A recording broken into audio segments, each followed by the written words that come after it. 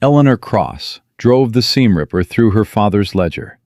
Not the fabric, not the silk, not the thread she had spent 24 years pulling through other women's wedding dresses, but the leather-bound book that contained the names of every man her father owned, every debt he had buried like a body, every transaction that had paid for the walls keeping her inside. The ink bled black across her fingers. She didn't stop. Outside, Deadwood roared with gold fever and gunpowder. Inside, a woman was finally learning the difference between a home and a prison. If you love stories about courage, survival, and love that refuses to kneel, subscribe to this channel right now, hit that notification bell, and drop your city in the comments below. I want to see how far this story travels. Now stay with me. This one does not end the way you expect. The morning Harland Cross announced that he had found Eleanor a husband, she was on her knees on the floor of the shop, pinning the hem of Margaret Aldrich's wedding dress, while Margaret stood on the low wooden stool and talked about the man she loved. "He brought me wildflowers," Margaret said, her voice carrying that particular softness of someone who had never once been afraid of the person they were describing. "Can you believe that? In Deadwood, he found wildflowers." "Hold still," Ellie said quietly, pressing the pin through the silk without looking up. "Don't you think that's romantic?" "I think if you shift your weight again, I'm going to accidentally pin your ankle." Margaret laughed and steadied herself. She was 19 years old and utterly, completely safe in the knowledge that someone loved her.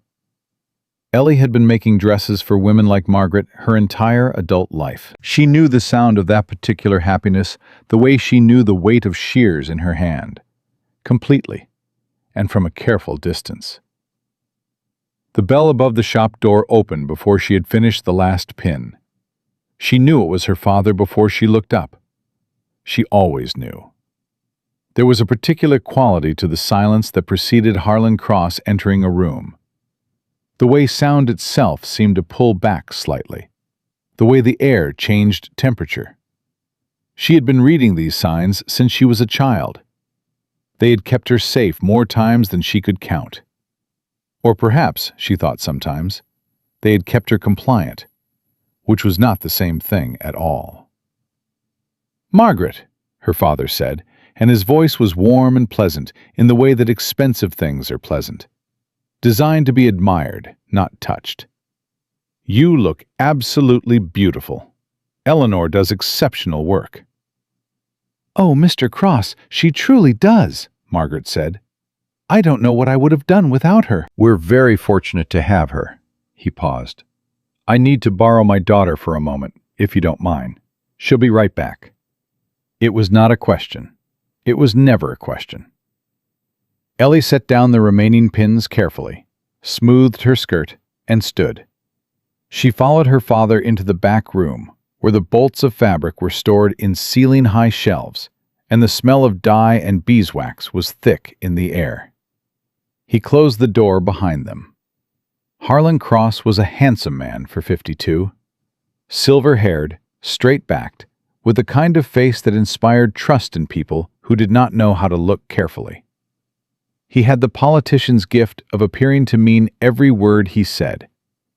Ellie had spent 24 years learning to read what lay beneath the words, and what lay beneath them now, as he turned to face her with that particular, careful smile, was something she had not seen before. Satisfaction. "I had a very productive meeting this morning," he said. "I'm glad to hear it. With Arthur Drummond." The name dropped into the room like a stone into still water. Ellie kept her face absolutely composed.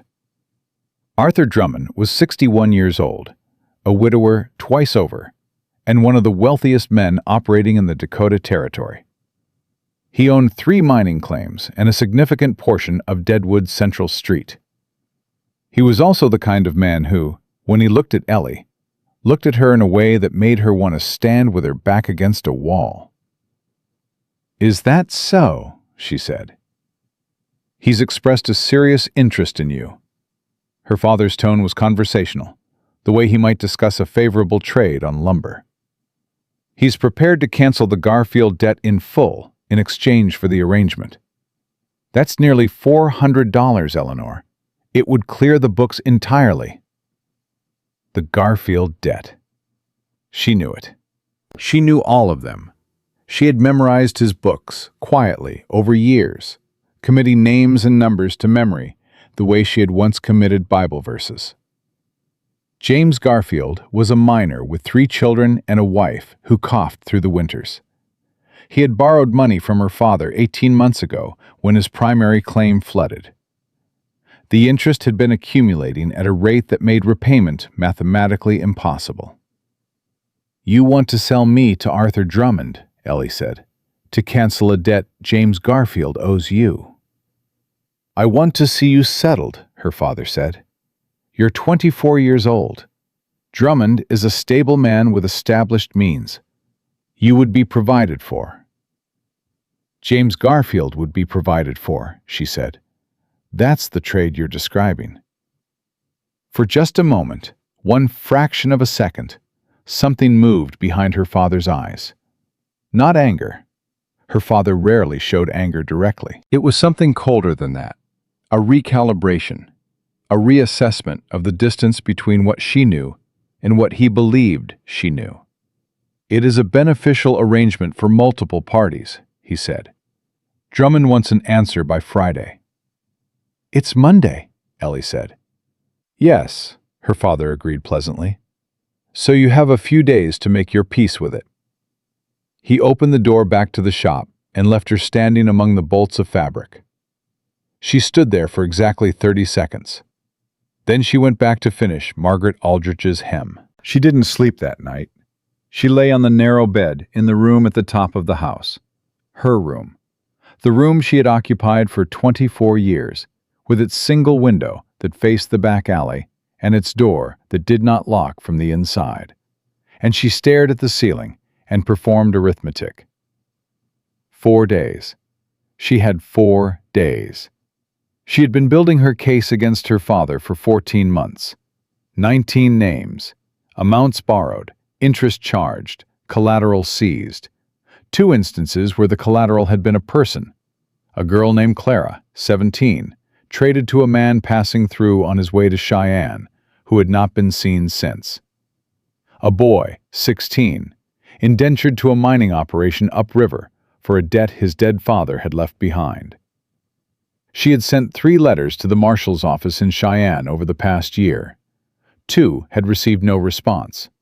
The 3rd had received a reply so vague it might as well have been a refusal.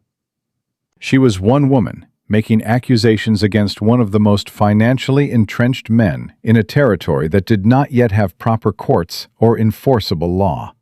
And she had learned, slowly and completely, that she was on her own. Until she had enough. Until the case was so airtight that no one could dismiss it. She needed more time. She did not have more time. She rose before dawn, dressed without lighting the lamp, and went downstairs. The shop was dark and quiet. She moved through it from memory, past the dress forms and the coving table and the shelves of notions, to the locked drawer in the back of her father's desk where she knew, because she had watched him, carefully, over years. He kept the current ledger. She did not have a key. She had, however, been watching locks her entire life. The hairpin took 4 minutes. The lock turned. She opened the ledger and began to read by the thin gray light beginning to seep onto the door. She was so deep in the columns of numbers that she didn't hear the boot on the porch step until it was directly outside the window. She closed the ledger and pressed flat against the desk in one motion, her heart slamming. The front door of the shop was locked. She had checked it herself. The window. The window was latched, but the latch was old, and the wood had swollen with last winter's moisture, and she had noticed, 3 weeks ago, that it did not sit quite flush in its frame. The window pushed open. A man came through it. He was large. That was her first impression, and then, immediately, quiet for his size, careful, moving in the practiced way of someone who was accustomed to entering spaces where he was not necessarily welcome. He had dark hair, a few days of beard, and he was dressed for working. Heavy canvas trousers, a shirt with the sleeves rolled, leather gloves tucked into his belt. He straightened up once he was inside and stood absolutely still for a moment, listening. Ellie had the seam ripper in her hand. She did not remember picking it up. "I'm armed," she said clearly into the dark. The man went very still. Then he said, with the careful deliberateness of someone choosing not to make any sudden movements, "That's fair." "Who are you?" "Wade Callister. I'm the blacksmith on Sherman Street." A pause. "I know this looks bad." "It looks like you climbed through my window at 4 in the morning." "Yeah." Another pause. "That's accurate." "What do you want?" "I came for the ledger." The silence that followed was absolute. Ellie's grip on the seam ripper tightened until the metal edge bit into her palm. "Say that again," she said. "The ledger your father keeps in that desk." Wade Callister had not moved. He was holding himself the way a man holds himself when he is trying very hard to appear unthreatening. "I know it sounds insane. I can explain." "You have about 30 seconds before I start screaming." "I'm a witness," he said, "in a federal case being built in Cheyenne against a man named Reeves, Gerald Reeves. He's running money through your father's operation. Your father is not the top of this, miss. He's the middle. Reeves is the top. And I've been waiting 8 months in this town for the marshal to move, and the marshal isn't moving because he doesn't have enough. And I went through every option I had, and the one piece of paper that would connect Reeves directly to the transfers in this territory is in that ledger right there, and I need it." Ellie stared at him across the darkness. "Gerald Reeves," she said slowly. "You know him?" "He passed through Deadwood 11 months ago. My father hosted a dinner." She paused. "I served the food." Something shifted in Wade Callister's expression. Even in the low light, she could see it. A recalibration, a reassessment. Something that looked almost like recognition. "What's your name?" he said. "Eleanor Cross." "Harland Cross is your father?" "Yes." He was quiet for a moment, then, "How long have you been building your own case against him?" The question knocked the air out of her chest. Not because it was aggressive. It wasn't. It was quiet and direct. And it landed with the precision of something thrown by someone who knew exactly where the bruise was. 14 months, she said. Wade Callister exhaled slowly. He reached up and rubbed the back of his neck with one hand, a gesture that looked less like frustration and more like a man recalculating everything he thought he knew about the situation he had walked into. "Okay," he said. "We have a problem." "We have several problems," Ellie said. "The first one is that you're in my father's shop at 4 in the morning, and if he finds you here, you're dead. The second one is that I have 4 days before he trades me to Arthur Drummond to settle a debt. The third one is that you apparently need the same evidence I need, and we've both been working toward the same thing for over a year without knowing it." She paused. "Do you want to keep listing them, or do you want to think about what to do next?" He looked at her steadily across the dark shop for a long moment. "You said 4 days," he said. "Friday. He wants an answer by Friday." "And Drummond, is this a—" "My father told me this morning. He called it a beneficial arrangement." Wade's jaw tightened. "What do you call it?" "I call it something I am not going to let happen." She set the seam ripper down on the desk. Her hands were steadier than she expected.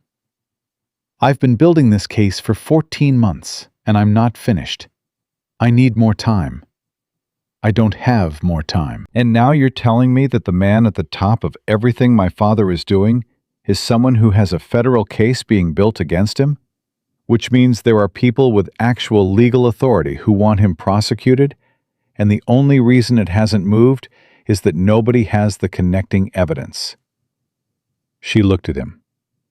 Is that what you're telling me? Yes, Wade said. Then what's in that ledger isn't just enough to expose my father, Ellie said. It's enough to bring down Reeves. If it has what I think it has, yes. She looked at the desk. She looked at the ledger she had put back in its place when he came through the window. I can't take it, she said. If it disappears, he'll know someone took it, and he'll know it was me. And then I'm not safe, and neither is anything else I've gathered. Can you copy it? I have been copying it, she said. Pieces of it. Over 14 months. But I haven't gotten to the Reeves transfers yet. He brought that ledger home from a meeting 3 weeks ago, and I've been waiting for the right moment. Wade Callister was quiet. He was looking at her with an expression she couldn't fully interpret. It was not pity, which she had expected from a man learning about her situation. And it was not the particular uncomfortable sympathy that people offered when they were really only relieved the bad thing had not happened to them.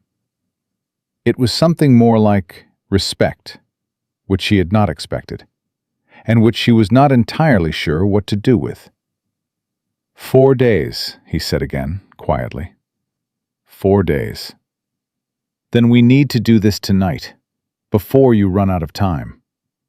Ellie looked at the window he had come through. Then she looked at the ledger. Then she looked at this stranger standing in her father's shop in the dark, who had arrived looking for the same thing she had been looking for, and who had somehow, in the space of 7 minutes, become the most useful person she had encountered in over a year. How did you know about the ledger? She said. Ruth Abernathy. She blinked. Ruth, of course. Ruth had known for months that Ellie was gathering information. Ruth, who ran the only respectable boarding house in Deadwood, and who had been one of her father's victims years ago, and who had rebuilt herself with a particular quiet fury that Ellie had always admired. Ruth had sent this man to her. She trusts you? Ellie asked. She trusts me enough, Wade said. That's her words, not mine.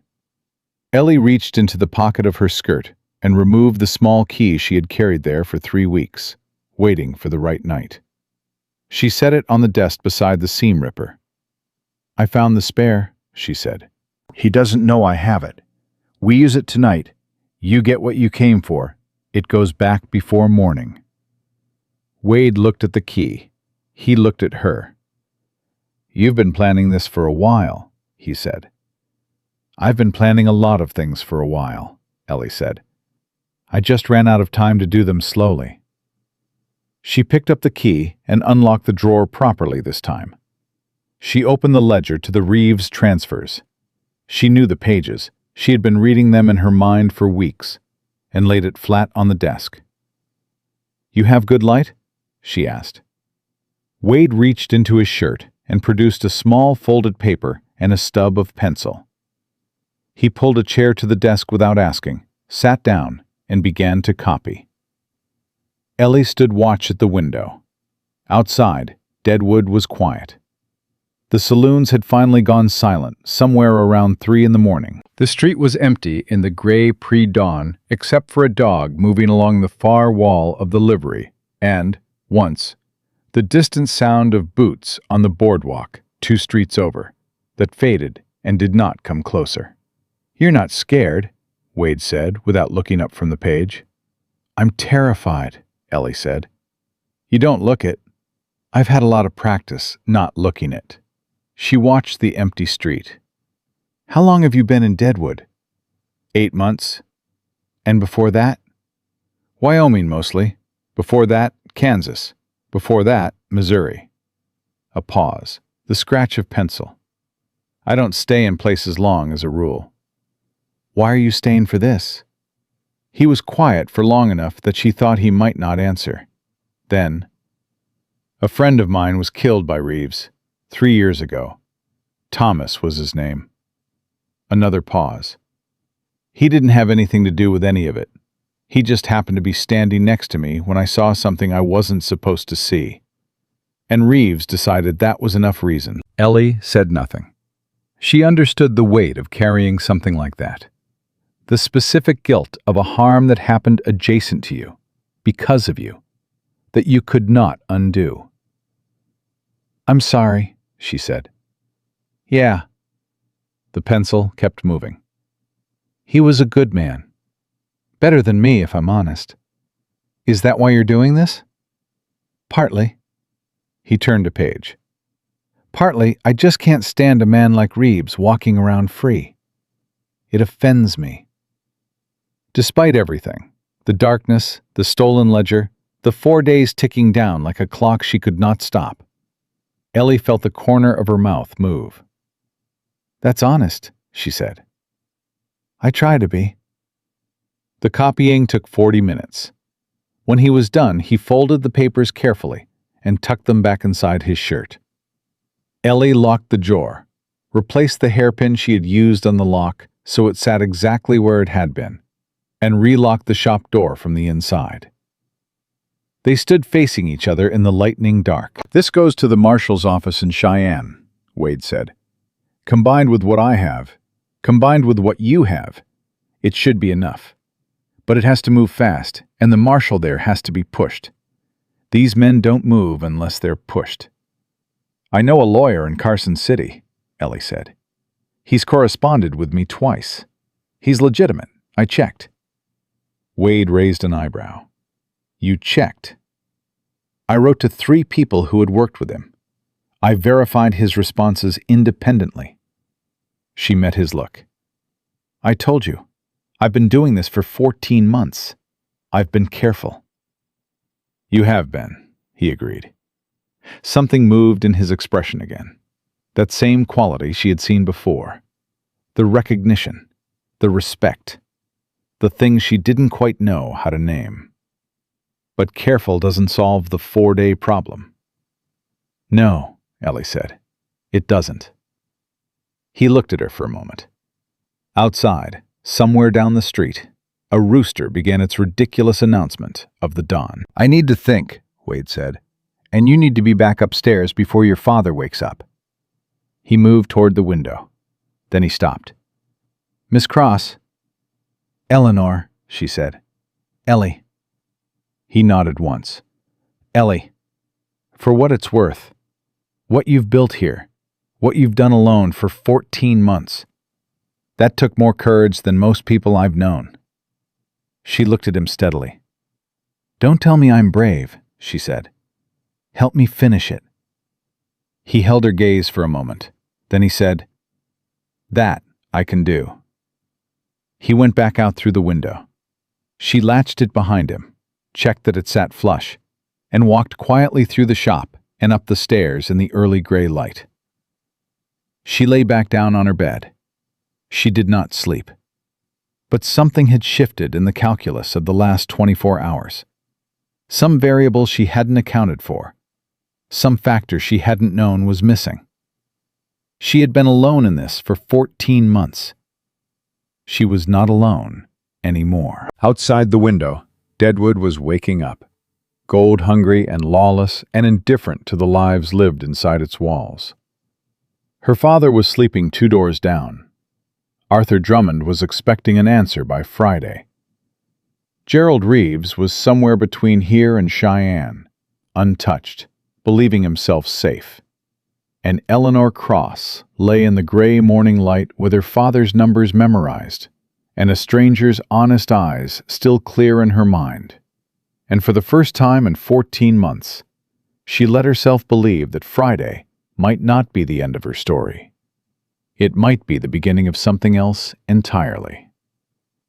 She found Ruth Abernathy at 6 a.m, before the boarding house breakfast was served, sitting at the kitchen table with a cup of coffee and the particular expression of someone who had been expecting a visitor and was mildly irritated it had taken this long. "You sent him to me," Ellie said, closing the kitchen door behind her. "I sent him to the shop," Ruth said. "I didn't know you'd be in it at 4 in the morning." She poured a second cup and pushed it across the table without being asked. "Sit down. You look like you haven't slept." "I haven't." Ellie sat. The coffee was strong and bitter, and exactly what she needed. "How long have you known him?" "Wade came to me 6 weeks after he arrived in town.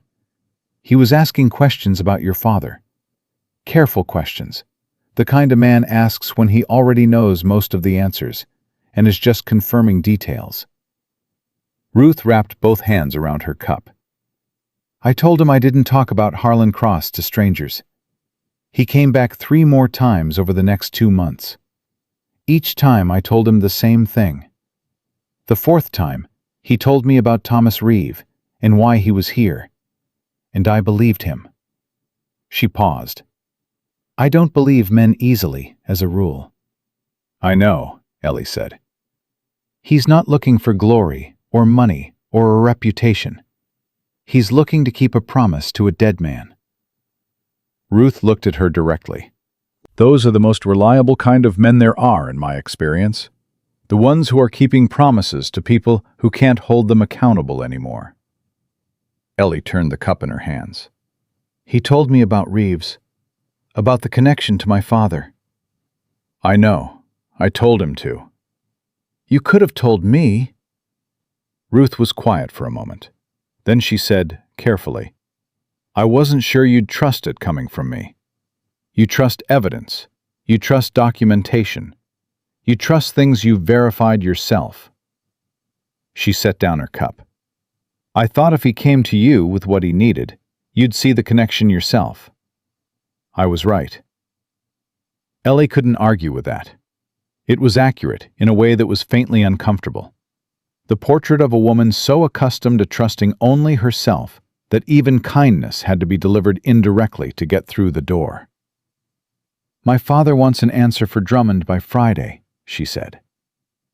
Ruth's expression didn't change, but something in her eyes went very still. "Arthur Drummond, to settle the Garfield debt.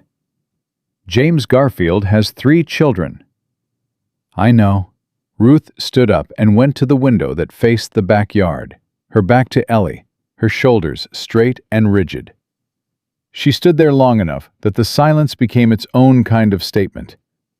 Ruth had been through her own version of this, not exactly the same, but close enough that she never spoke about it and didn't need to. The details lived in the particular way she held herself when Harland Cross's name came up, in the care she took to build her boarding house into something no man could take from her. 4 days, Ruth said finally, still facing the window. "Yes." "Then we don't have time to be careful anymore."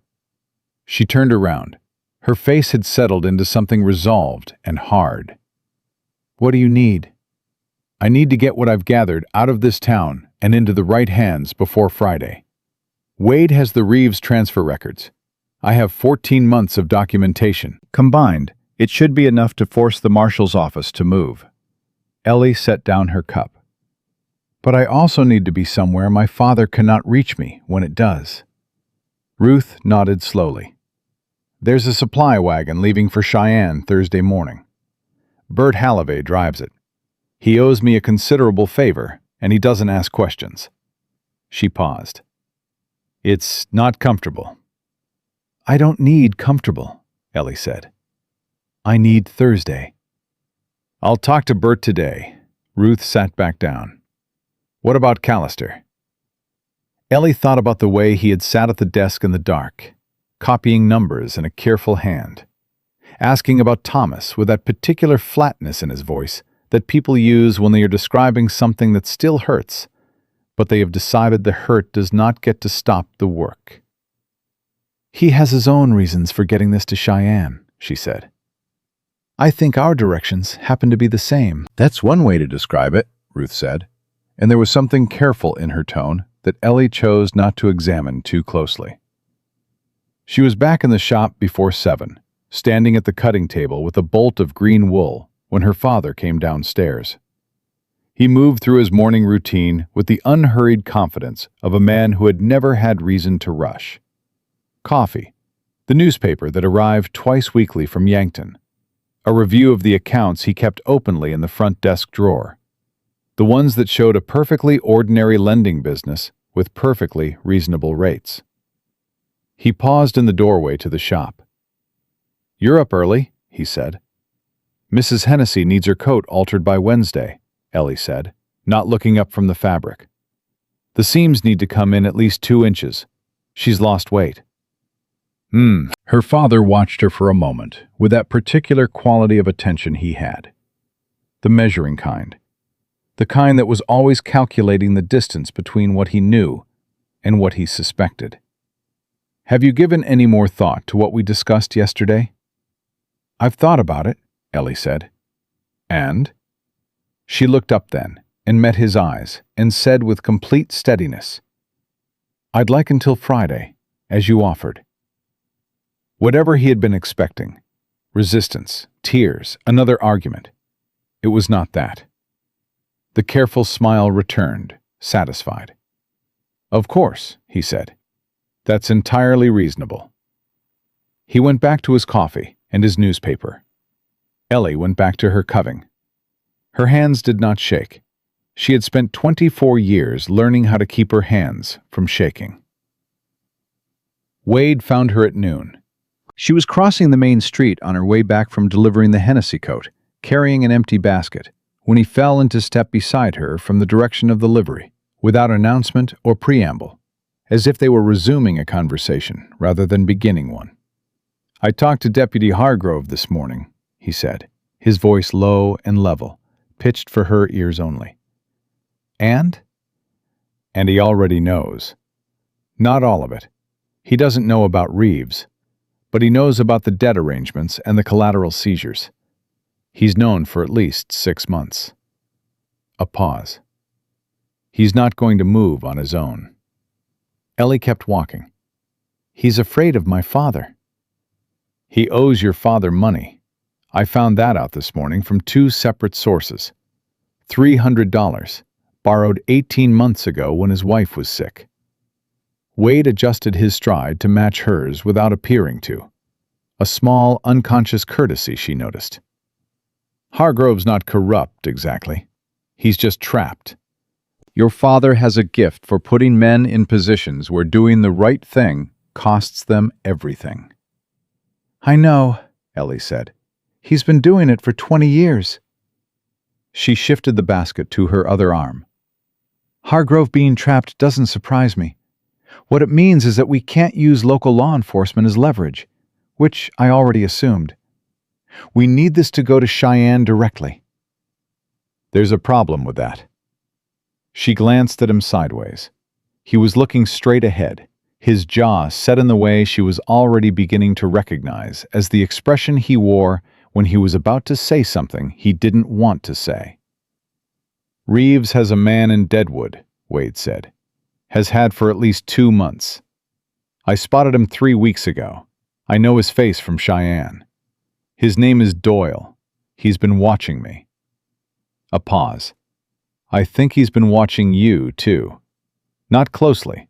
Your father's name protects you to some extent. But when things start moving, if Reeves gets word before the marshal acts, Doyle becomes a problem." Ellie processed this without breaking stride. How much of a problem? The kind that carries a gun and doesn't ask questions first. She turned that over in her mind. The basket on her arm felt heavier than it was. She had been afraid before. She was intimately acquainted with a particular texture of fear, had been navigating it since childhood. But this was a different calibration of it. This was not the fear of her father's cold anger, or Arthur Drummond's ownership, or the slow suffocation of a life controlled down to the smallest detail. This was the sharper fear of immediate physical danger, and she was surprised to find that it was, in some ways, easier to hold. It had edges. It could be planned around. "Then we need to move the documents tonight," she said. Wade stopped walking. She stopped with him, and they stood on the edge of the boardwalk in the noon sun, with the noise of Deadwood moving around them.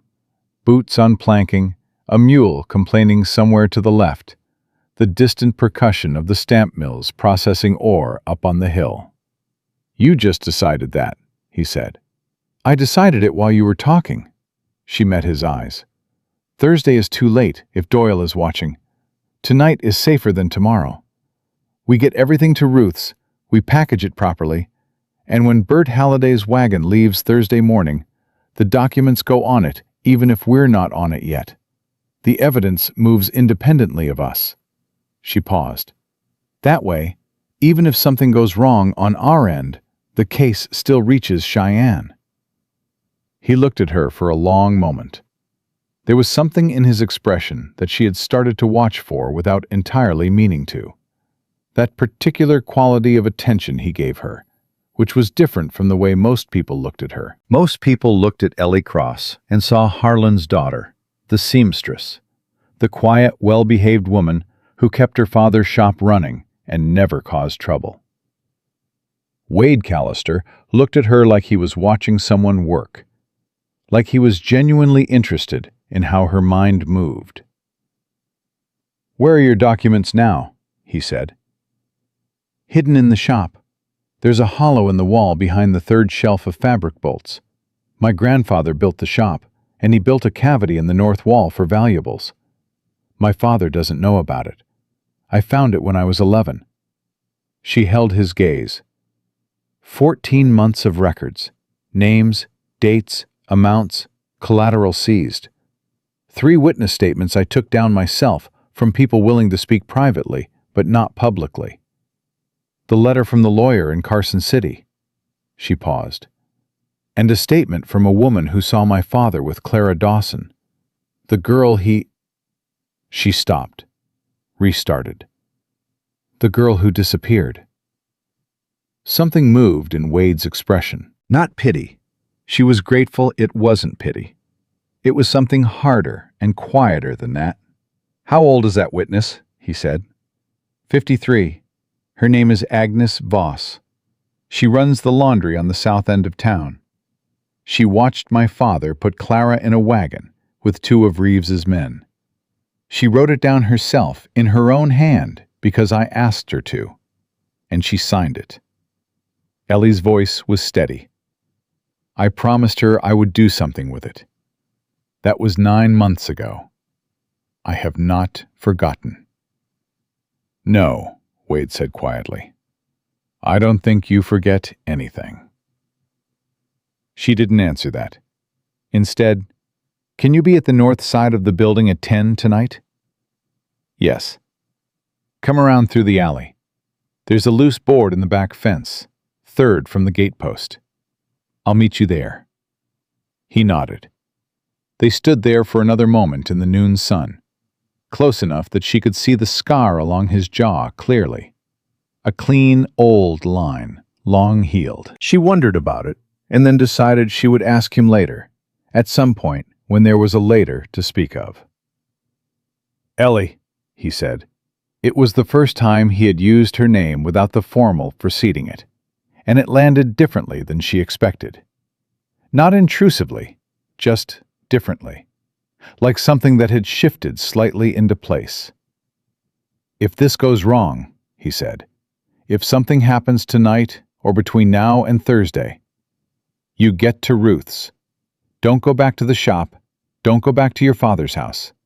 You get to Ruth's and you stay there. Bert Halliday's wagon leaves at 6 in the morning, regardless of anything else." He paused. "The evidence matters more than either of us, but so do you." She looked at him steadily.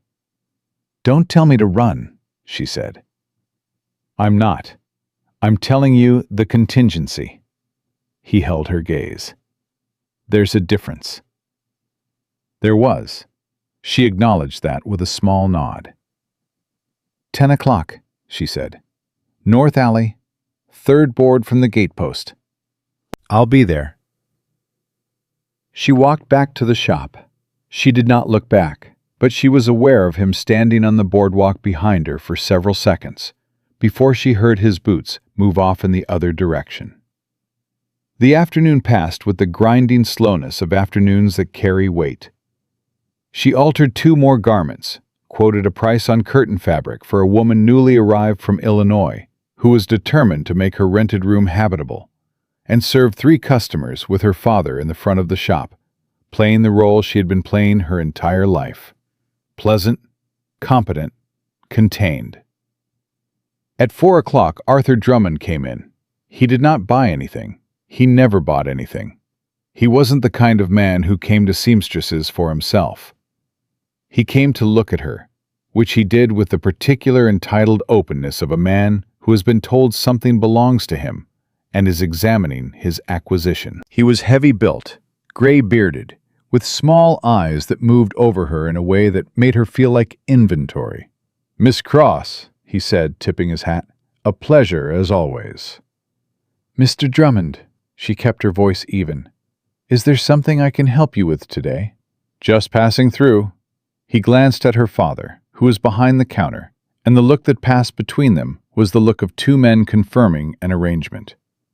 "I understand we may be seeing more of each other in the near future."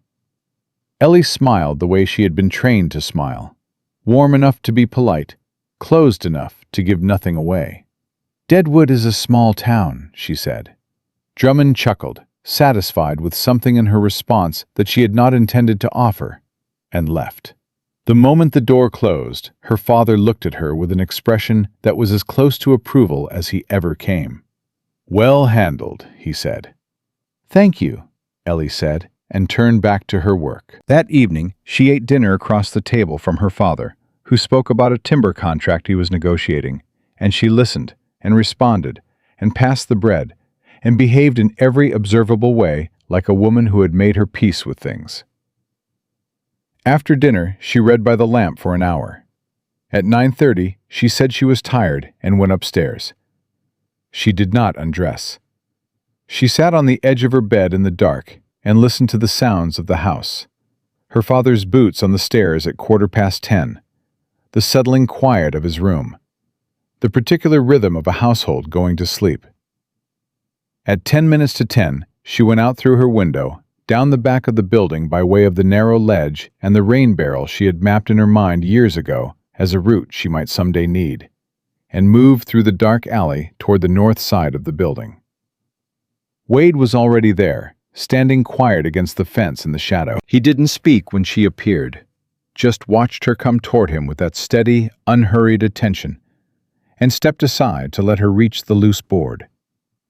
She pulled it free, reached into the cavity behind the shelf inside, and began passing him the documents, one rolled bundle at a time. He took each one carefully and stowed it in the oilskin bag he carried, a bag she noticed was already partially full with his own papers. It took 12 minutes. When the cavity was empty, she replaced the board, and they moved together through the alley toward Ruth's. Neither of them spoke until they were inside Ruth's kitchen, with the door locked and the lamp lit low. Ruth unrolled the first bundle, spread it on the table, and read for 60 seconds with the swift, focused attention of a woman who had kept books of her own. Then she looked up. "This is enough," she said. "This is more than enough." "Combined with what he has," Ellie said. "Combined with what he has, yes. But even alone." Ruth tapped the page. "This is a criminal case, Eleanor. A real one." Something moved in her expression that Ellie had never seen on Ruth's face before. Something that looked almost like wonder. "You built a real case." Ellie looked at the papers spread across the kitchen table. 14 months of stolen minutes in steady hands, and the particular stubborn refusal to stop that had kept her moving long after logic might have told her to give up. "I promised Agnes Voss," she said simply. Ruth began organizing the documents with brisk, methodical hands. Wade sat across the table, and his eyes found Ellie's over the spread of papers, and he held her gaze for a moment, with that expression she was learning to read. Not pity, not sympathy exactly, but a solid and particular recognition. One wounded, steady thing acknowledging another. She looked away first, not because she wanted to, but because she was not yet sure what to do with being seen that clearly. And she had learned long ago that the things you are not sure of deserve to be approached with care. Outside, Deadwood went on being Deadwood, loud and lawless, and lit up with the fever of men who believed they were one strike away from everything they had ever wanted. Inside Ruth Abernathy's kitchen, 3 people sat around a table covered in evidence and made their plans. Thursday was 2 days away. Her father was sleeping 2 streets over, certain of his arrangements. Arthur Drummond was expecting an answer by Friday. Gerald Reeves was somewhere between here and Cheyenne, believing himself untouchable. And Eleanor Cross, for the first time in 24 years, was not alone. The plan was simple enough that it should have held. Bert Halliday would come to Ruth's back door at 5:30 Thursday morning. The documents, Ellie's 14 months of records, and Wade's Reeves transfer copies, wrapped in oilskin and sealed with wax, would go into the false bottom of his supply wagon beneath 300 pounds of flour sacks. Bert would deliver them to a lawyer named Price in Cheyenne, a man Ruth had used twice before, and trusted with a particular careful trust of someone who had verified that trust under pressure. Price would take them to the marshal's office directly, not by mail, not by messenger, in person, with his own hands, because men like Gerald Reeves had long arms, and the postal system in the Dakota Territory was not known for its discretion. Ellie and Wade would follow on Friday, separately, by different routes, after her father had his answer. The answer she planned to give him was not the one he was expecting. But by Friday, the documents would already be in Cheyenne, and Harland Cross's ability to make consequences happen would be considerably diminished. That was the plan at 11 o'clock Tuesday night, sitting in Ruth's kitchen, with the lamp burning low and the organized evidence stacked neatly in its oilskin wrap on the table between them. By Wednesday noon, the plan had a problem. Ellie was in the shop, her hands moving through the automatic motions of hemming, when she heard the voices in the front. Her father's, and another she didn't recognize. Low, deliberate, with a particular flat quality that she associated with men who had learned to remove all expression from their speech, because expression was information, and information was leverage. She set down the fabric without sound and moved to the doorway. The man standing at her father's counter was medium height, gray-coated, with a forgettable face, and the kind of stillness that was not natural, but practiced. He was holding his hat in both hands, turning it slowly, the same slow rotation, the same interval, over and over. She watched his hands and understood, without being told, that the hat turning was not nervousness. It was patience. It was a man who was comfortable waiting. Doyle. She knew it the same way she knew her father's footstep on the stairs, not from evidence, but from the accumulated reading of a lifetime of careful observation. This was the man Wade had described, and he was standing in her father's shop, having a conversation with her father that she could not hear clearly enough to follow. She stepped back from the doorway before either of them looked her way, returned to the cutting table, and picked up her shears with hands that she forced to remain steady through an act of pure will. 3 minutes later, her father appeared in the doorway. "Eleanor!" His voice was its usual pleasant temperature. "Come say hello to Mr. Doyle. He's a business associate passing through." She came out to the front of the shop and shook Doyle's hand and said it was a pleasure, and listened to him say something polite and meaningless about what a fine establishment it was.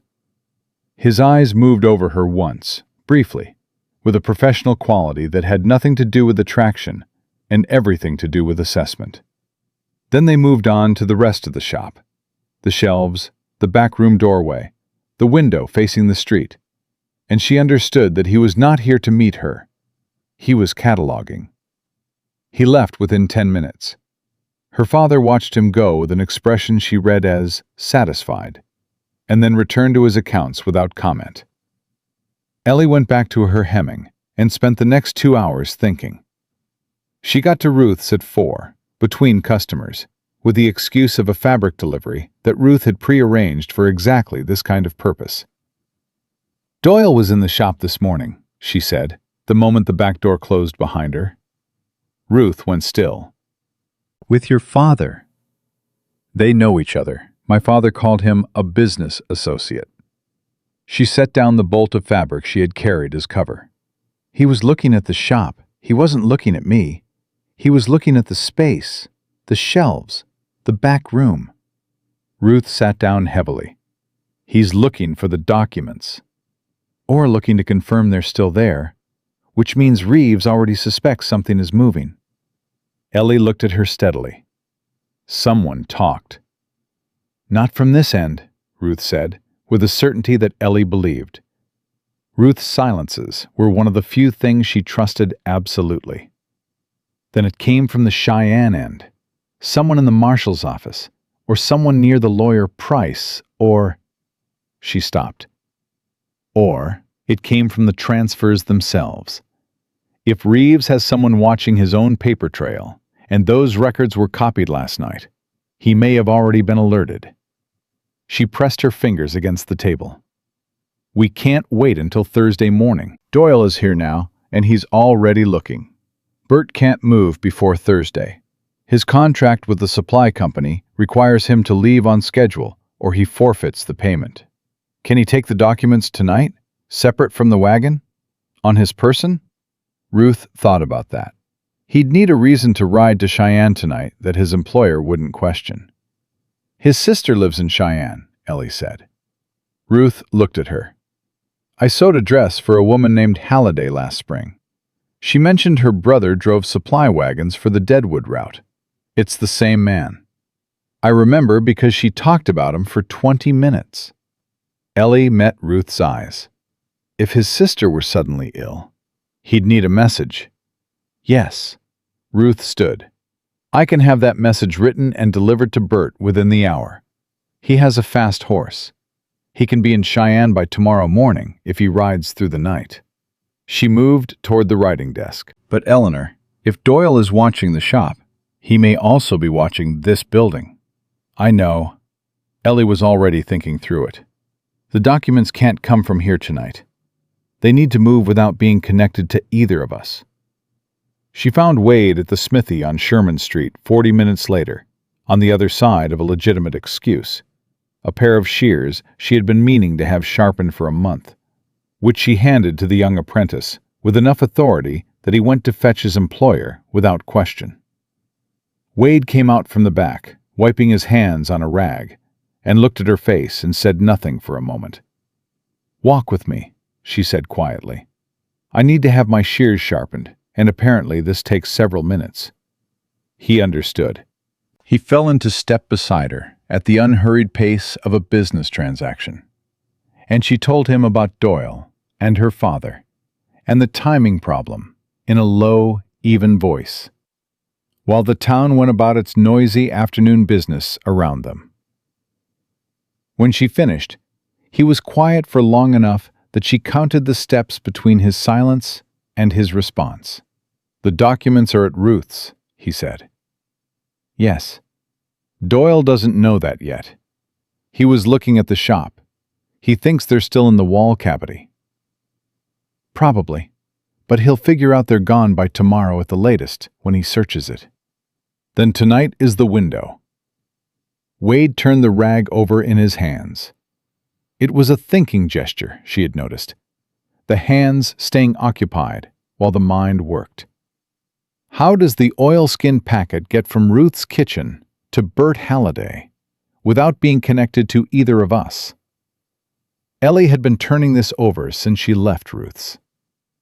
Agnes Voss, she said. Wade looked at her. She gave me her statement 9 months ago, and she has been waiting since then. She knows what's at stake. She was the one who watched Clara Dawson be put in that wagon. She has her own reasons. Ellie kept her voice steady. Her laundry is 2 streets from the livery where Bert keeps his horse. She can move through this town without anyone looking at her twice. A woman carrying laundry is invisible in Deadwood. You'd be asking her to take a real risk. I'd be asking her if she's willing. There's a difference. She glanced at him sideways. You said that to me, I believe. About contingencies? Something moved at the corner of his mouth. Not quite a smile, but close enough that she registered it. You pay attention, he said. I told you. I don't forget anything. She went to Agnes Voss at 5 o'clock, alone, and sat across from the older woman in the back room of the laundry, where the steam from the vats made the air thick and close. Agnes listened to all of it without interrupting. She was a broad-shouldered woman, with gray-streaked hair and red hands from decades of work. And she had the quality Ellie most admired in people. The quality of hearing difficult information and processing it without flinching, without performing a reaction, just taking it in and turning it over and deciding. When Ellie finished, Agnes was quiet for 30 seconds. Then she said, Clara Dawson had a younger brother, 8 years old when she disappeared. He's been living at the Hendersons' farm south of town ever since, working for his keep. She looked at Ellie directly. I think about that boy every time I see him ride past on that cart. I know, Ellie said. Tell me where to go and what to carry. Agnes picked up a folded sheet from the pile beside her and began smoothing it with mechanical precision, her hands finding work automatically. I've been waiting 9 months to do something that matters. I'd rather do it now than die waiting. The handoff happened at 7:30, in the narrow gap between the laundry and the cooper's shop, with the evening noise of Deadwood providing adequate cover. Ruth passed the oilskin package to Agnes, wrapped inside a delivery of clean linens for the boarding house, the kind of exchange that happened a dozen times a week between those 2 establishments, and would not register on any watching eye as out of the ordinary. Ellie was on the other side of town when it happened, in the shop, hemming another garment, visible and unremarkable, because the best alibi was the ordinary. Her father ate dinner that evening in high spirits. He had received some kind of favorable communication, she gathered, though he didn't say from whom. He talked about expansion plans, a second property he had his eye on, north of the main street, a possible arrangement with one of the mining companies that would solidify his position considerably. He talked about the future in the expansive way of men who believed their future was settled. Ellie passed the bread and said the chicken was very good, and asked a question about the northern property that kept him talking for another 10 minutes. And all the while, the clock on the mantel moved toward 8, then 8:30, then 9. By 9 o'clock, Bert Halliday was saddled and riding south toward Cheyenne with an oilskin package against his chest and a message in his pocket about his sister's sudden illness. She didn't know that with certainty. She was calculating probability, running the sequence in her mind. Agnes to Bert, Bert to horse, horse to road, and finding it held. Ruth was reliable. Agnes was reliable. Bert was reliable in the particular way that people are reliable when they are doing something that costs them, and they have chosen to do it anyway. Her father said goodnight at 10 and went upstairs. Ellie sat with her mending for another hour, listening to the house settle. And then she went to bed and lay in the dark and understood that the documents were gone now, out of her hands, moving toward Cheyenne at the speed of a good horse and a determined man, and that there was nothing more she could do about that part of it. What remained was the part that frightened her more. She was at Ruth's by 8 the next morning, and Wade was already there. He was standing at the kitchen window with a cup of coffee, and when she came in, he looked at her with the directness that she had come to recognize as simply how he looked at things, without deflection, without the social performance of looking slightly away. "Bert got out clean," Ruth said from the stove. "I had confirmation an hour ago from the livery boy. No one followed him." Ellie let out a breath she had been holding since the previous afternoon. "Good." "Doyle was at the shop," Wade said. He said it without preamble, which she had also come to expect from him. No cushioning, no long approach, just the fact. "This morning, before you were up, I watched him go in the back." She had expected this. She had still been hoping she was wrong. "Did he find the cavity?" "He was in there long enough." Wade set down his cup. "He knows the documents are gone." "How much time does that give us?" "He'll report to Reeves. Reeves will want to know where they went. That process takes time. Message out, response back. Possibly a day, possibly less if Reeves already has men closer than Cheyenne." He looked at her. "What it means is that by tonight, possibly by this afternoon, Doyle stops looking and starts acting." Ruth set 3 plates on the table and said, "Sit down and eat, both of you. You can't think on empty." They sat. The food was good and solid, and Ellie ate it without tasting much of it, running the timeline in her mind. Bert riding south. Price in Cheyenne receiving the package. Price going to the marshal. The marshal, if he was going to move at all, moving toward Deadwood. How long did that take? A day and a half for the message, another day for a marshal with deputies to organize a ride north. Call it 3 days at the very best, if everything went perfectly, if Price acted immediately, if the marshal was already primed. 3 days. She had given herself until Friday. "He's going to come for me before the marshal gets here," she said. Wade looked up from his plate. He didn't contradict her or reassure her, because she had noticed he didn't do those things. He didn't tell people comfortable falsehoods just because the truth was hard. It was the quality she trusted most in him, and occasionally found difficult. "Probably," he said. "Not my father," she said. "Doyle." Ruth set down her fork. "My father still thinks he has until Friday," Ellie said. "He still thinks I'm going to comply." "He won't move against me directly until that deadline passes, because making a scene before Friday serves nothing. But Doyle doesn't care about my father's timeline. Doyle's operating on Reeves's timeline. And Reeves's timeline is, where did the documents go and who took them?" She looked at Wade. "He'll work backward to you, to Ruth, eventually to me." "Eventually isn't the concern," Wade said. "Today is the concern." "Yes." They looked at each other across Ruth's kitchen table. She had spent 24 years being careful. She had spent 14 months being methodical and patient and precise, building her case one piece at a time, protecting herself by being invisible, by being unremarkable, by being exactly what everyone in Deadwood expected Harland Cross's quiet daughter to be. That strategy had kept her safe long enough to accomplish what she had accomplished. But it only worked while people were not yet certain about her. The moment Doyle confirmed the documents were gone and traced backward to their origin, invisibility was finished. The only question now was whether she moved first or waited to be moved. "I'm not going back to the shop," she said. The decision landed in the room with a particular finality. Not dramatic, just true. The way certain things become true the moment they are said aloud. Ruth nodded once. Wade held her gaze with that steady, undeflected attention. "My things are already gone," Ellie said. "Everything I care about was in that cavity, and it's in Cheyenne by now." She pressed her hands flat on the table. "The only thing left in that shop is fabric and thread and my father's carefully constructed version of my life.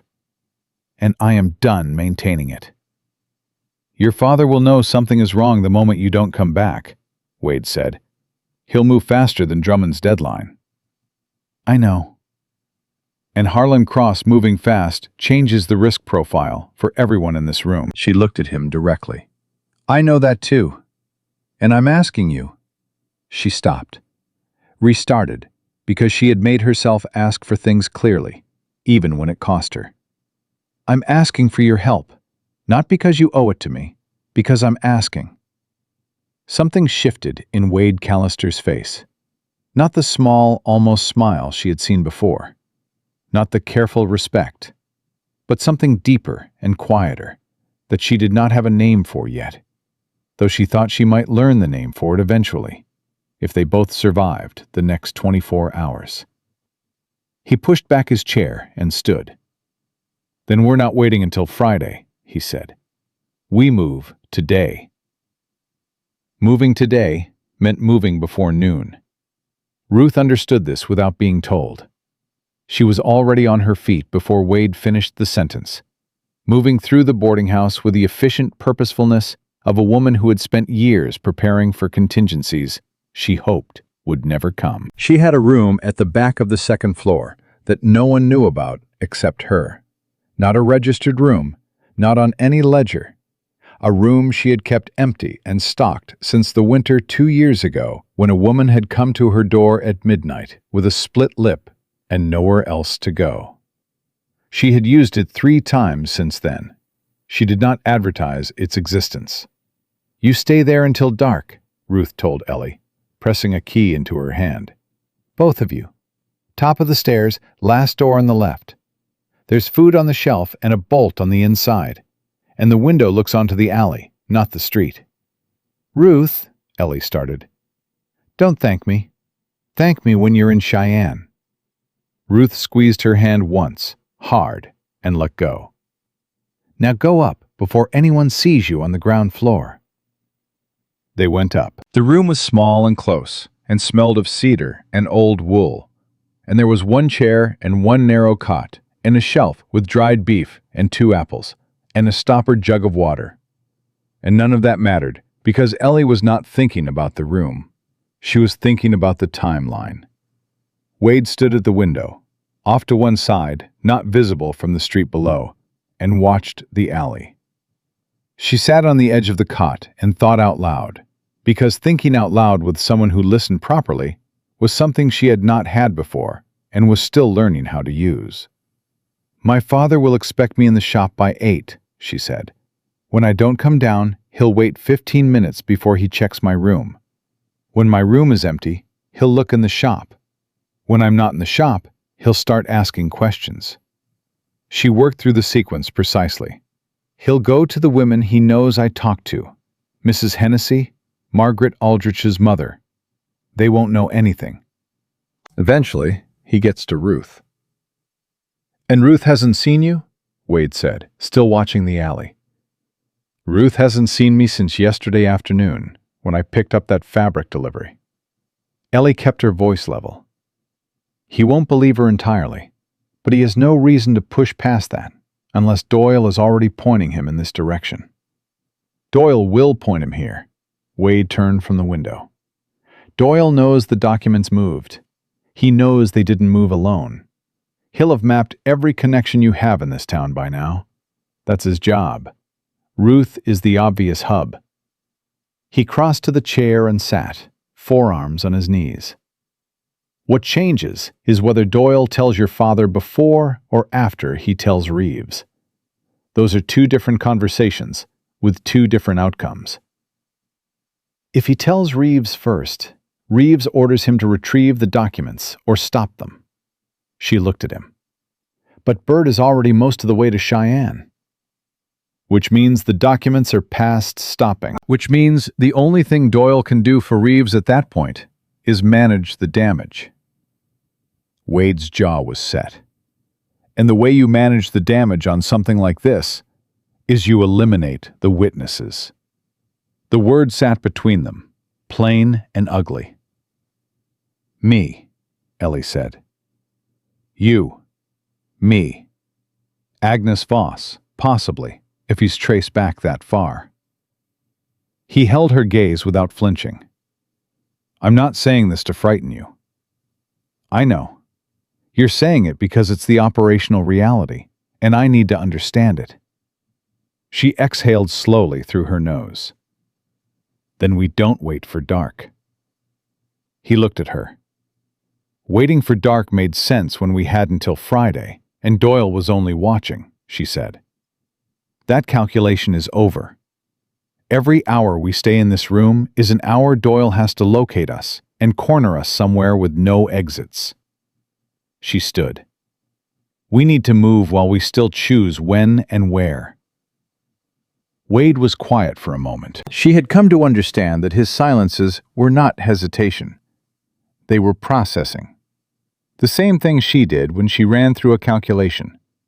He was not a slow thinker. He was a thorough one. There are 2 horses at the livery that aren't connected to me, he said. I've been paying the livery boy 3 cents a week for 2 months to keep a sorrel and a gray available. He thinks I'm eccentric. He doesn't ask why. He looked at her. Can you ride? No, she said. Not well. Well enough to stay on at a controlled pace? I'll stay on, she said, in a tone that was not bravado, but simply a statement of what was going to be true, because she was going to make it true. He almost smiled at that. She was learning to see it coming, the very slight change around his eyes before the rest of his face committed to the expression. Cheyenne is a day and a half south, he said. Longer if we stay off the main road, which we should. We should, she agreed. I need 20 minutes at the smithy before we go. There are things I can't leave behind. He paused. Letters.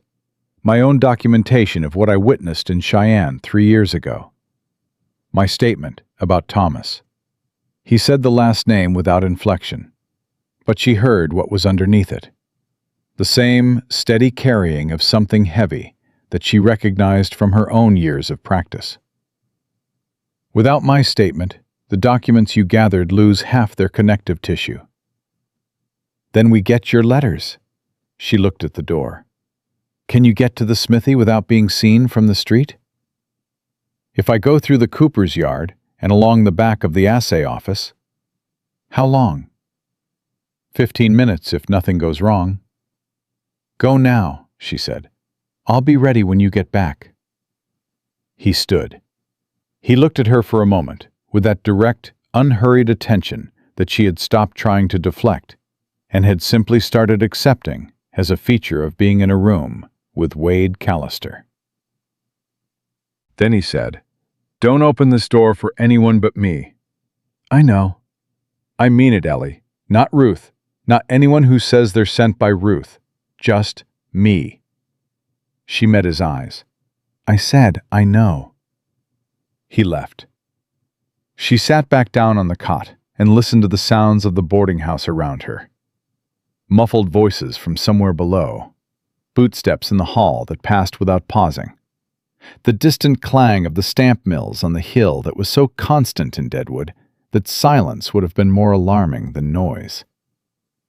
She thought about her father waking up this morning and going downstairs for his coffee and his newspaper, confident in his arrangements, certain of Friday's answer.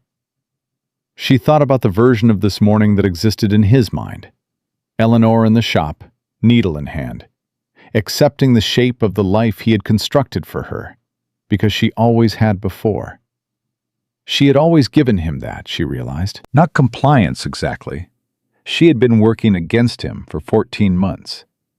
But the appearance of compliance, which had served her purpose and served his belief in his own authority simultaneously. And there was something painful in acknowledging that even her resistance had been shaped to fit inside the space he gave her. Every clever thing she had done, the cavity in the wall, the memorized accounts, the letters to Cheyenne, she had done in the dark, quietly, invisibly, making herself smaller and smaller to avoid being seen while she worked. She was tired of being small. The door opened at 16 minutes.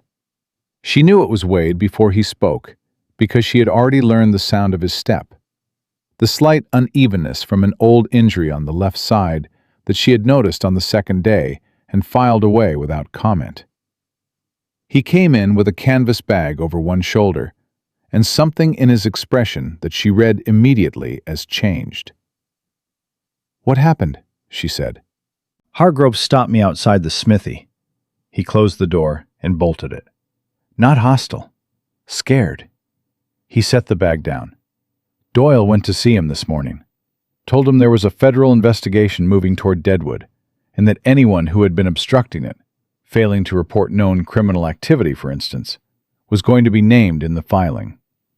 Ellie went very still. He threatened Hargrove.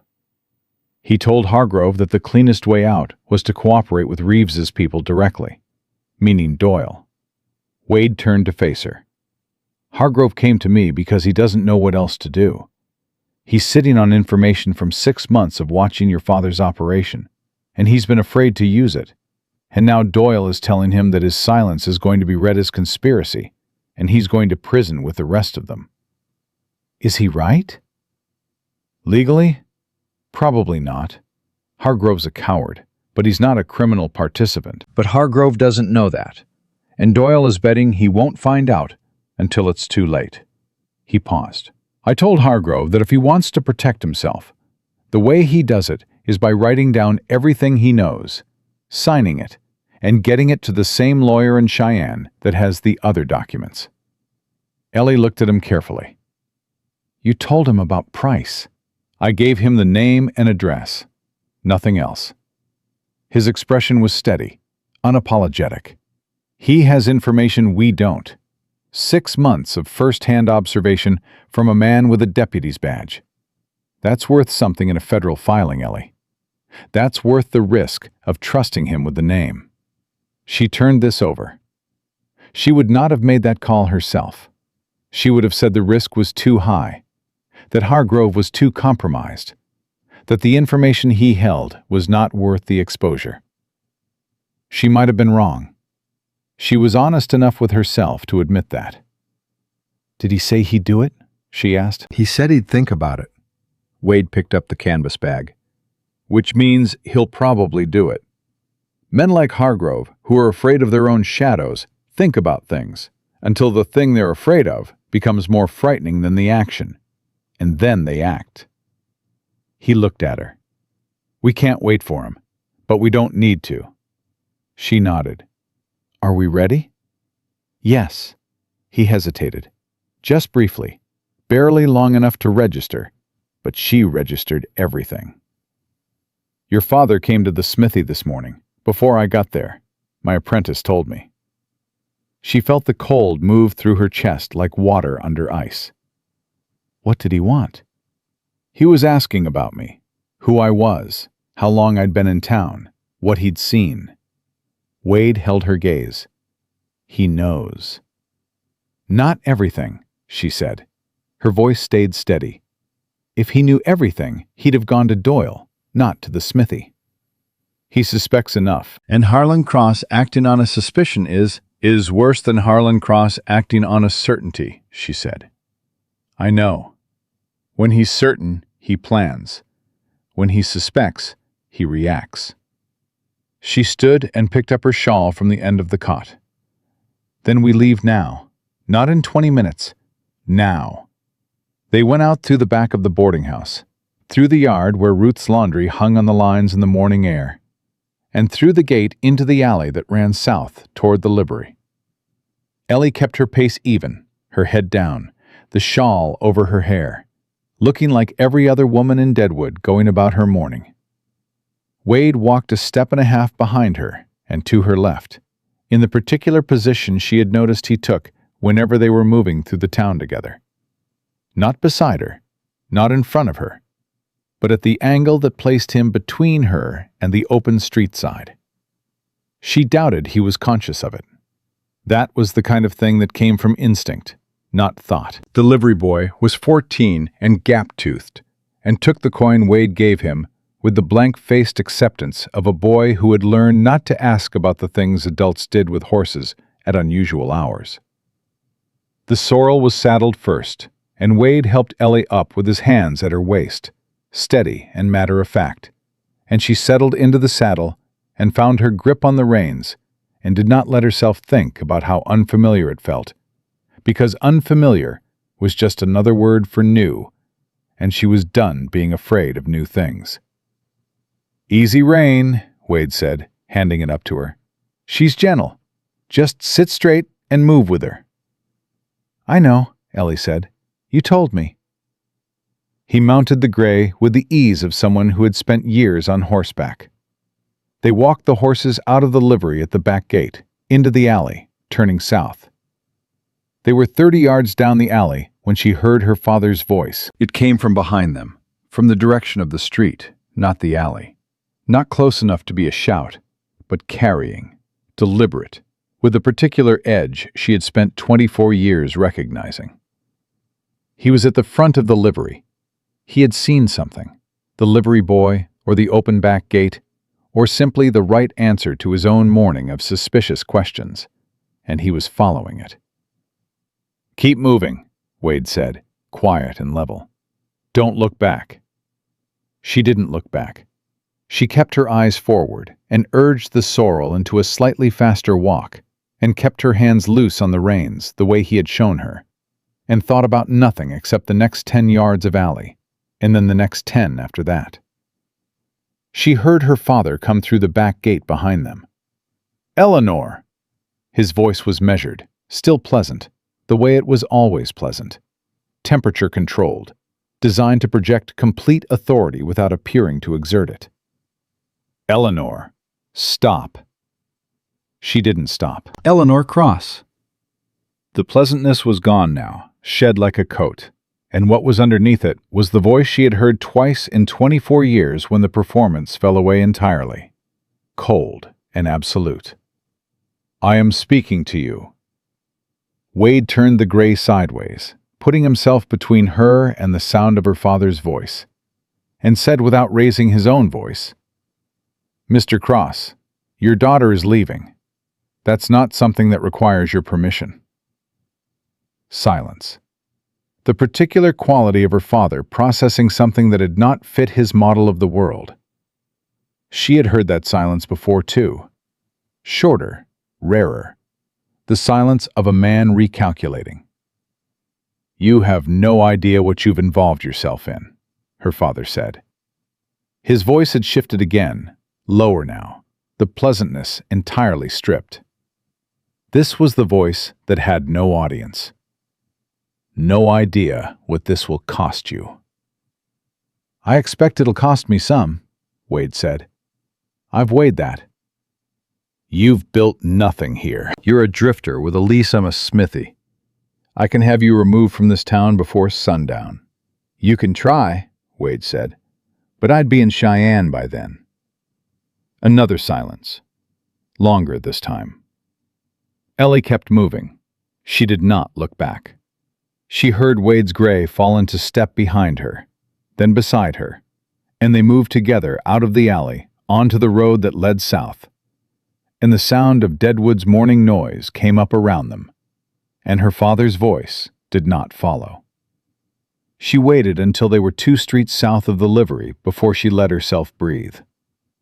"He'll go to Doyle," she said. "Yes." Wade was riding beside her now, easy in the saddle, scanning the road ahead with steady eyes. "We have maybe an hour before Doyle is behind us." "Will he follow us out of town?" "Depends on what Reeves told him to do." He glanced at her. "If the order is to retrieve the documents, we're past that. If the order is to eliminate the witnesses..." He stopped. "Then yes," Ellie said. "Then yes." She absorbed that. The sorrel moved steadily beneath her, finding her rhythm, which was more forgiving than she had expected. The road ahead was empty in the thin morning light. Deadwood fell behind them, its noise and fever and gold-sick urgency receding, and she thought about all the mornings she had stood at the window of the shop and looked at this road, and understood in the abstract that it led somewhere else, that there was a world beyond the town limits she had never been permitted to reach. She was on it now. "Wade," she said. "Yeah?" "Thank you." She kept her eyes on the road. Not for today specifically. For coming through that window 3 nights ago. He was quiet for a moment. She could feel him looking at her from the side without turning to verify it. "You'd have found another way," he said. "Maybe, but this one was faster." She paused. "And I was running out of time." "You weren't the only one," he said, and there was something in his voice that was not just about Cheyenne or Reeves or Thomas Reeves' debt that had to be paid. She recognized the sound of someone admitting, quietly and without ceremony, that something had shifted for them. She recognized it because she was listening carefully, and because she had felt the same shift herself. Somewhere in the space of 3 days and 4 in-the-morning decisions, and a man who told her the truth, even when it was hard. She didn't answer. She let it sit between them in the morning air, not ignored, not pressed, just present. The way things that are true can afford to be. Patient, neither demanding nor retreating. They were 3 miles out of Deadwood when she heard hoofbeats behind them. She did not have to ask. She felt Wade's posture change beside her. Not a flinch, not fear, but the specific sharpening of a man who has been waiting for a thing to arrive and is now making his calculations. "How many?" she asked. He looked back once, briefly. 1. "Doyle." Too far to be sure, but yes, probably. He turned forward. "There's a cutoff 3 miles ahead. Breaks east into the hills. Longer route, but harder to follow, and we know it." He glanced at her. "You told me once you don't forget anything." "Yes?" 2 nights ago at Ruth's, I showed you the territory map on the table for 6 minutes while Ruth was reorganizing the documents." He held her eyes for a moment. "Can you recall it?" She pulled the map up in her mind with the precision she had spent a lifetime cultivating. Every line, every marking, every fork in the road. She ran the eastern route in her memory, matched it against what she knew, found the point where it rejoined the main road south of the worst terrain. "I can recall it," she said. "Then you lead," he said simply. "I'll stay between you and what's behind us." She looked at the road ahead. She thought about all the things she had done in the dark, quietly, invisibly, in the borrowed margins of other people's plans for her life. She thought about 14 months of careful work, in Agnes Voss's red hands, and Clara Dawson's little brother working for his keep on a farm south of town. She thought about Bert Halliday riding through the night toward Cheyenne, with everything she had built pressed against his chest. Then she pressed her heels gently into the sorrel's sides, felt the horse respond, and took the lead. The eastern cutoff was narrower than the map had suggested, a trail more than a road, carved by deer and prospectors rather than wagon wheels, threading through juniper and loose shale that made the horses pick their steps carefully. Ellie navigated from memory with a precision that surprised even herself, calling each turn before it appeared, reading the landscape against the image in her mind with the same focused attention she had given to her father's ledgers. Wade rode behind her and said nothing. He didn't need to. She could feel him back there, steady, watchful, the gray's hoofbeats a reliable rhythm at her back. And she understood that he had given her the lead not as a courtesy, but as a genuine assessment. He trusted her navigation. That trust was not a small thing. She had spent 24 years in a town where the people who claimed to be protecting her had actually been containing her. And the distinction between those two things had become so blurred she had almost stopped believing the difference existed. Wade Callister made the difference visible again, simply by acting on it without announcement.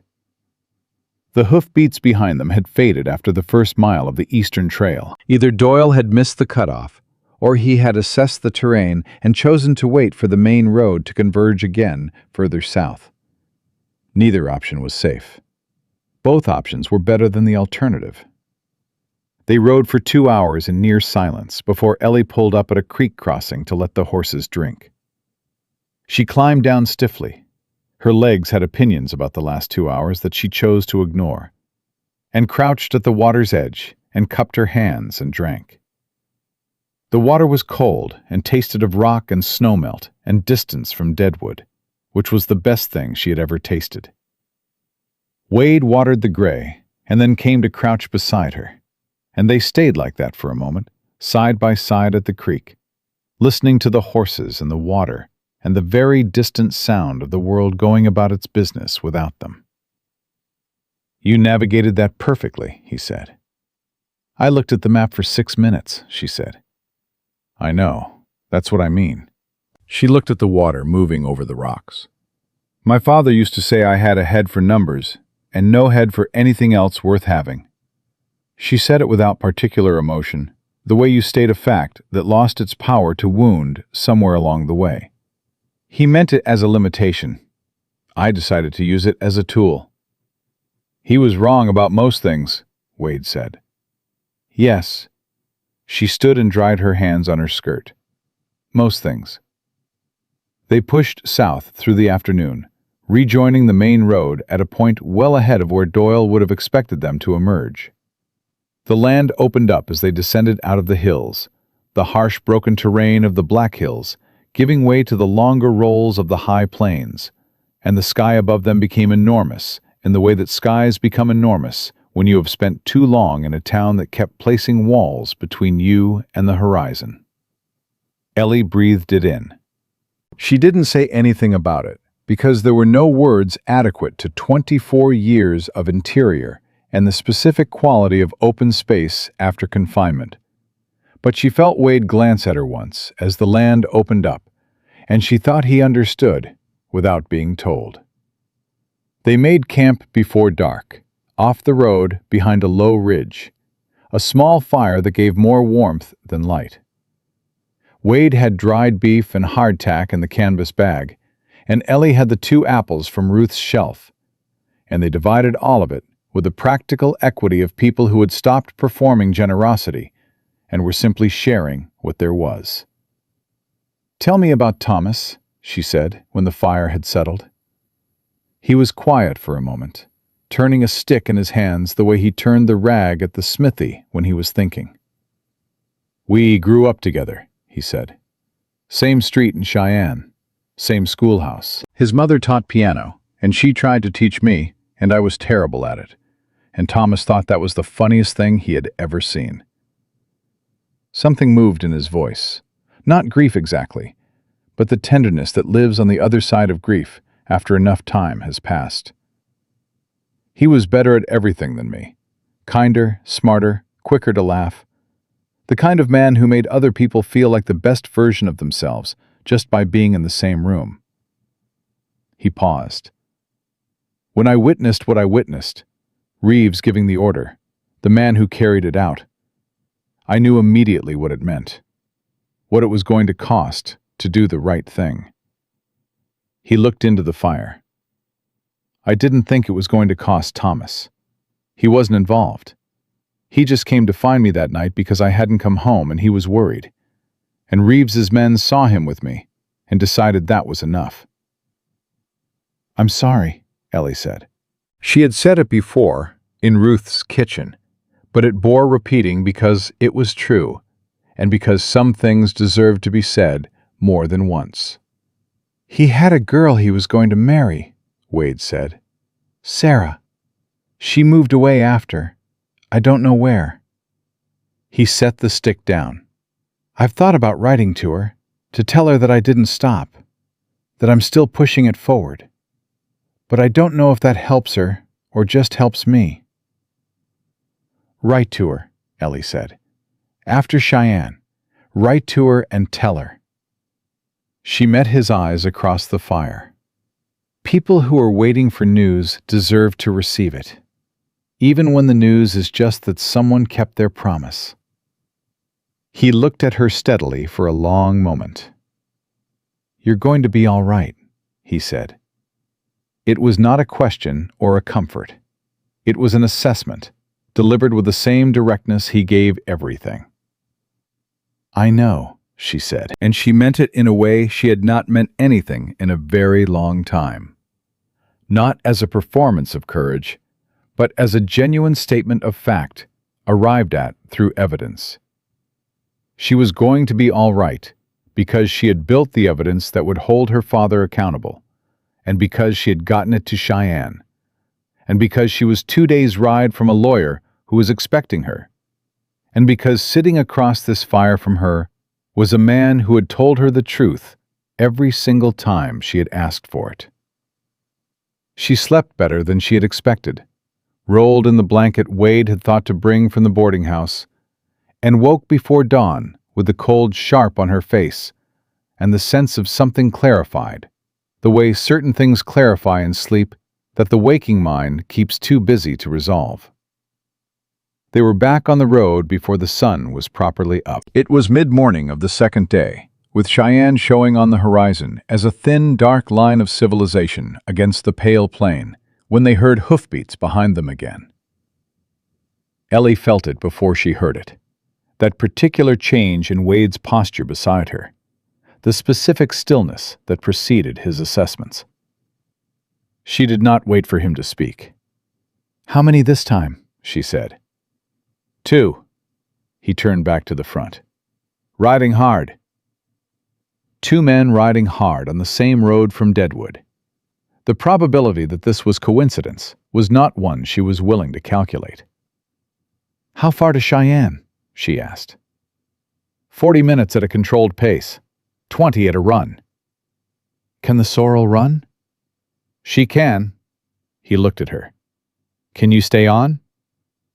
She thought about everything she had stayed on for 24 years. A running horse was the least of it. "Yes," she said. "Then we don't wait to find out who they are." He moved the gray closer to her. "Stay beside me. When I say go, we go. Don't look back, don't slow down, aim for the main street, and don't stop until we reach the lawyer's office." He held her eyes. "Price's office is on Ferguson Street, 2nd block north of the rail depot. Red door. You can find it." "I can find it," she said. The hoofbeats behind them were louder now. "Go," Wade said. She gave the sorrel her heels, and the horse lunged forward into a full gallop with a power that knocked the breath from her chest and flattened her forward over the neck, and the world collapsed into wind and hoofbeats and the hard-packed road unrolling ahead of her. She heard Wade beside her, and then slightly behind her, placing himself between her and what was coming, and she did not look back, because he had told her not to, and because looking back was something she had made a decision about, and the decision was final. Cheyenne came toward her fast. The thin, dark line on the horizon became buildings, and then streets, and then people scattering from the road as 2 riders came in at a dead run, and she was looking for the rail depot, finding it, turning north, counting blocks, looking for red. There, 2nd block, red door. She pulled the sorrel up hard in front of it and was off the horse before it fully stopped, her legs barely holding under her, and she hit the door with her palm and pushed through into a room that smelled of paper and ink and the particular dusty order of a working lawyer's office. A man looked up from behind a desk, mid-50s, wire spectacles, with the unhurried expression of someone interrupted in the middle of careful work. "Price," she said. It was not a question. "Yes," he said. "My name is Eleanor Cross. Bert Halliday delivered a package to you 2 days ago." Something shifted in his face. Recognition, and behind it, the particular alertness of a man who understood that the person standing in front of him was the origin point of what he had been holding. "He did," Price said. He was already standing. "I have additional documentation." She turned as Wade came through the door behind her, the canvas bag in his hand, and he set it on Price's desk without preamble. "There are men behind us," Wade said. 2 riders, out of Deadwood, connected to a man named Gerald Reeves. Price took off his spectacles. "I know that name." "Then you know this needs to move today," Wade said. "Not tomorrow. Today." Price looked at the bag. He looked at Ellie. He looked at Wade. He was the kind of man who made assessments quickly and did not waste time once he had made them. She had trusted that about him from the 2 letters he had written her, the precision and economy of his language. And standing in front of him now, she found the reality matched the impression exactly. "I'll be at the marshal's office within the hour," he said. He put his spectacles back on and reached for the bag. "Both of you stay off the main street until I get back." The back room of Price's office was small and had 2 chairs and a window onto an interior courtyard. And Ellie sat in one chair and Wade sat in the other, and they waited with the particular quality of waiting that exists after everything possible has been done, and the outcome is now in other hands. It was the hardest kind of waiting there was.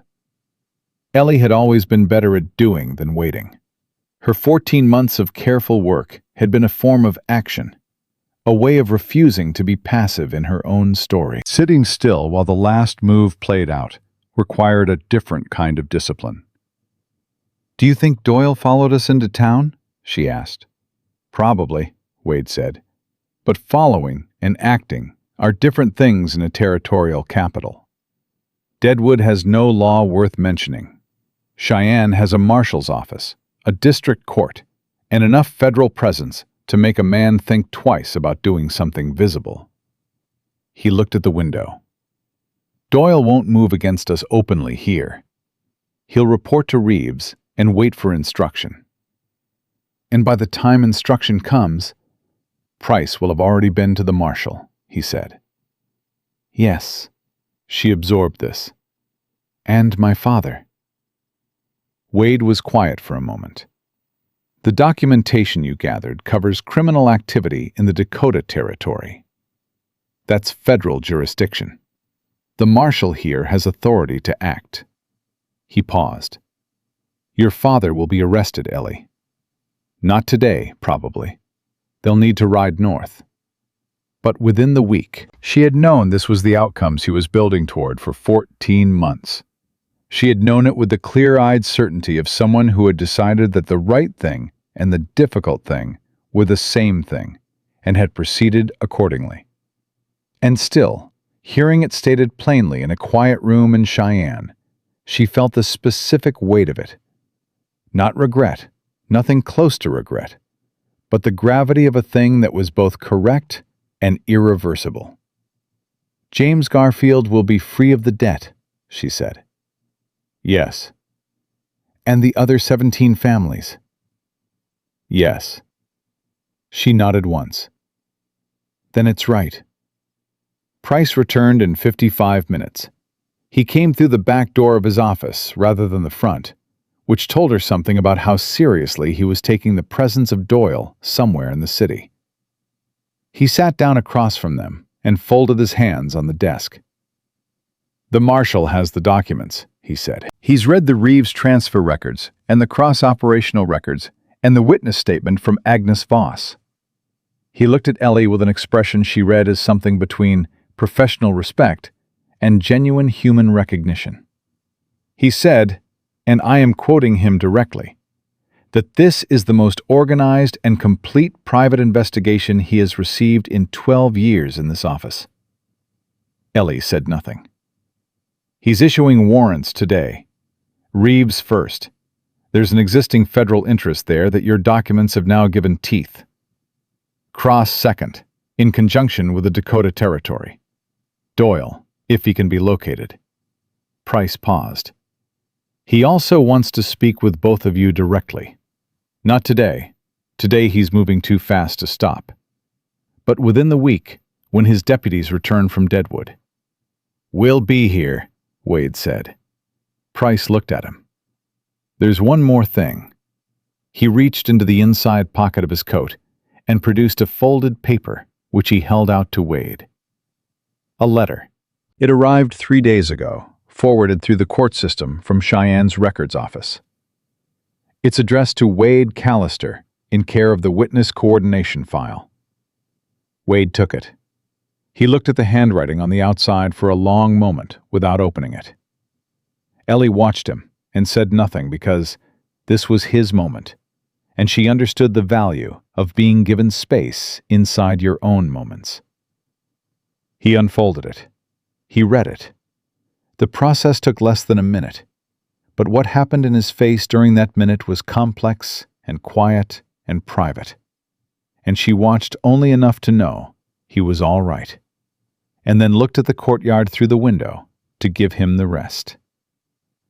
"It's from Sarah," he said finally. His voice was even, but something in the evenness was constructed, carefully held. "Thomas's girl." She heard through the court system that the case was moving again. She wrote to say... He stopped. Started again. She wrote to say she's glad someone kept going, that Thomas would be glad. He folded the paper. "That's all." "That's not a small thing," Ellie said quietly. "No," he said. "It isn't." They were given a room above Price's office that night. 2 rooms, connected by a shared sitting area, with solid locks on both interior doors, and a lawyer sleeping below who had, in the space of one afternoon, become one of the most useful human beings Ellie had ever encountered. She washed the road off her face and hands, and sat by the window and listened to Cheyenne going about its evening, which was a different sound from Deadwood's evening. Less feverish, more established. The sound of a place that had decided it was going to exist for a long time, and was behaving accordingly. There was a knock at the connecting door. "Come in," she said. Wade opened the door and leaned against the frame. He had cleaned up too, and looked, without the road dust and the urgency, like simply a man, large and quiet, and carrying something, the way people who have been through things carry them, not visibly, but persistently. "How are you?" he asked. It was a simple question, and she gave it the honest answer it deserved.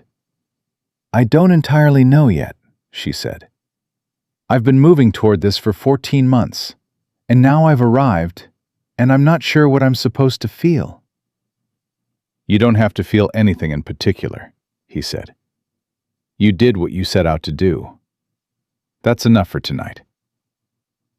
"Agnes Voss," she said. "I need to make sure she's protected when the marshal's deputies arrive in Deadwood. She's a witness." "I already spoke to Price about it," he said. "He's sending a letter north tonight with a rider. Her name is on the list of protected witnesses." She looked at him. This was what he did. He handled the things she was still thinking about before she had finished thinking about them. Not because he was trying to manage her, but because he thought the way she thought, forward and practical, and with an eye on the people who would otherwise be left behind by the main narrative of events. She had noticed this about him in Ruth's kitchen, watching him consider Agnes Voss as a person with a role and a risk rather than a logistical detail. She had noticed it again on the road when he put himself between her and what was behind them without being asked and without making a production of it. "Wade," she said. "Yeah?" "What do you do now, after Cheyenne? After the testimony and the trial?" She held his eyes. "You said you've been moving between places for years. Wyoming, Kansas, Missouri. You said you don't stay." He was quiet. He looked at the window behind her, then back at her face. "I've been thinking about that," he said. And I think the reason I didn't stay was that there was nothing to stay for that was worth the weight of stopping." He said it simply, without drama, the way he said things that were true. A town is just a place until it has something in it that matters to you. Then it becomes somewhere. He paused. "I haven't had a somewhere in a long time." She looked at him steadily across the small room. Outside, Cheyenne went on making its settled, forward-looking sounds. Somewhere in the marshal's office, warrants were being written for the men who had built walls around the people she was responsible for, and the man who had built walls around her. Agnes Voss was being added to a list of protected witnesses. Clara Dawson's little brother was somewhere south of Deadwood, working for his keep on a farm, not yet knowing that the debt that had taken his sister was about to be reckoned with. There was still work to do. There would be testimony and a trial, and the long, complicated work of rebuilding a life in a place that had not yet existed for her, but would. Some town, some work, some version of herself that was not defined by the walls she had learned to navigate around. All of that was true and real and waiting. But this was also true and real.